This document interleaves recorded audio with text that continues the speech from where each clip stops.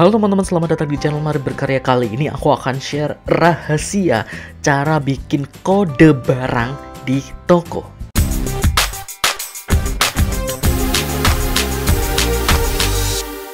Jadi kalau misalnya kalian di toko atau kalian pada waktu membeli sebuah barang, pernahkah kalian memperhatikan di barang itu ada tulisan kode-kodenya seperti ini?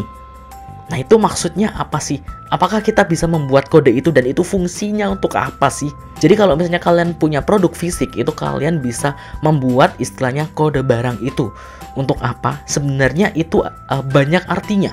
Salah satu artinya itu adalah harga beli sebenarnya. Harga beli dari barang tersebut. Maksudnya kayak gimana? Kayak gini. Pada waktu kita jualan, itu kan biasanya ada apalagi kalau misalnya kita jualan di pasar atau di tempat ramai gitu kan, biasanya kan ada atau terjadi tawar-menawar gitu kan. Meskipun kita sudah menentukan harga produknya, tapi kan terkadang ada terjadi tawar-menawar. Misalnya kita jualan katakanlah baju harganya katakanlah 150.000, kita jualnya 150.000. Nah, harga belinya ini adalah katakanlah harga belinya adalah 89.000. Oke. Kita belinya 89.000 harga belinya, karena kita beli banyak jadi dapatnya murah, kita jualnya 150.000. Tapi biasanya orang akan nawar, kok 150.000 nih nggak kemahalan kah? Bisa diturunin nggak harganya? Nah, untuk menentukan biar kita itu nggak rugi, misalnya kita jualan banyak sekali barang nih, kita lupa harga belinya itu berapa. Jadi kalau misalnya tawar-menawar itu biar nggak rugi, itu kita harus tahu dong sebagai penjual harga belinya dulu itu berapa sih pakaian itu. Nah, kode barang itu atau kode harga barang itu digunakan untuk memberitahu kita ini belinya berapa, harga belinya berapa. Caranya adalah seperti ini. Kalian bikin salah satu kata atau satu kalimat, satu kata aja deh, satu kata random yang isinya jumlah hurufnya 10. Misalnya katanya adalah kemari shop. Oke, ini contoh doang ya. Kemari shop. Kemari shop. K itu adalah 1. E itu adalah 2. M itu adalah 3. A itu adalah 4. R itu adalah 5. I itu 6. S itu 7. H itu 8. O itu 9. P itu 0. Kayak gitu. Aku contohkan seperti itu ya. Nah, angka-angka ini akan kita tempelkan di dalam label harga yang ada di baju itu. Misalnya tadi ada salah satu baju yang harga belinya itu adalah 89.000. Maka kita harus menempelkan 89. Nah, 8 tadi apa? 8 tadi adalah H. Oke, di sini tadi 8 itu adalah H, kemudian 9 itu adalah O.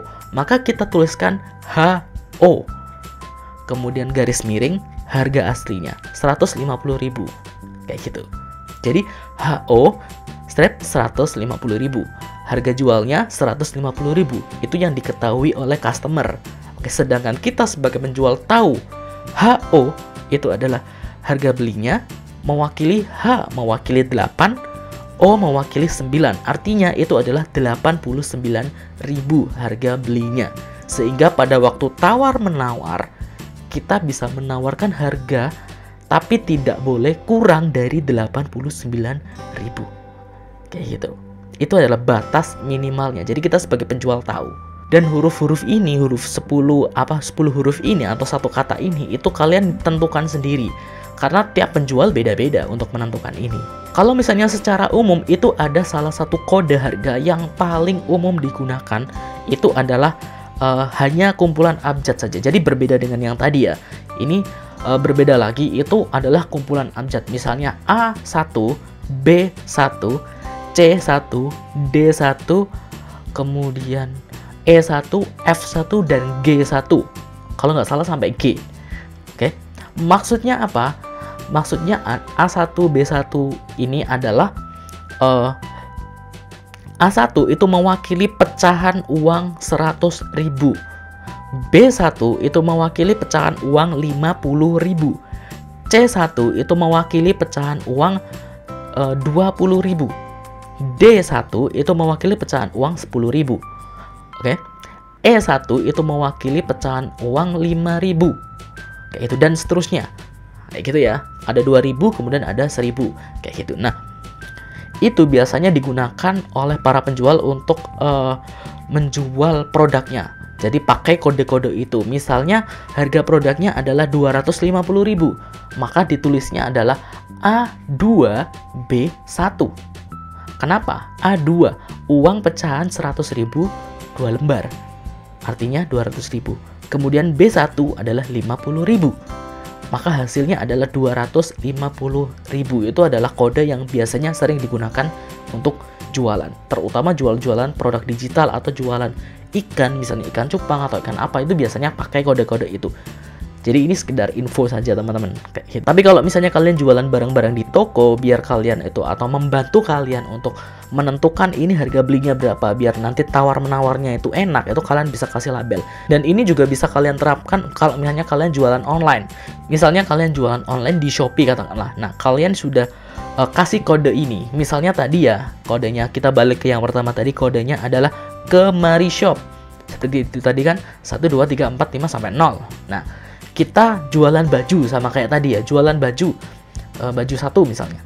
Harga bajunya kayak tadi 150.000.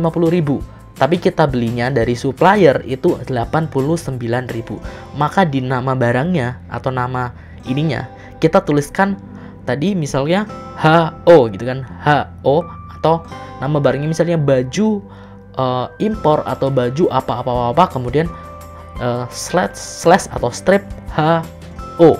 Nah, itu kode barangnya, kode harga barangnya HO. Nah, dari kode itu kita tahu bahwa itu harga belinya 89.000. Kayak gitu.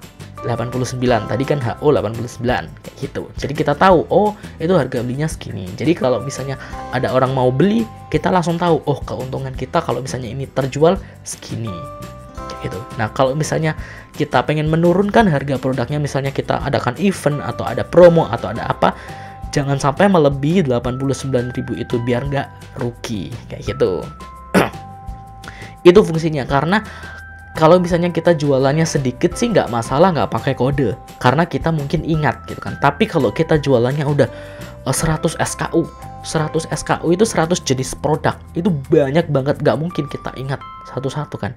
Nah, kode ini itu digunakan untuk mempermudah kita kalau misalnya kita ada promo atau kita ada apa, atau kita yaitu tadi negosiasi sama pelanggan kayak gitu, itu kita tahu harga belinya berapa. Kayak gitu teman-teman, semoga membantu kalian bisa praktekkan ini, baik kalian yang jualan offline maupun kalian yang jualan secara online.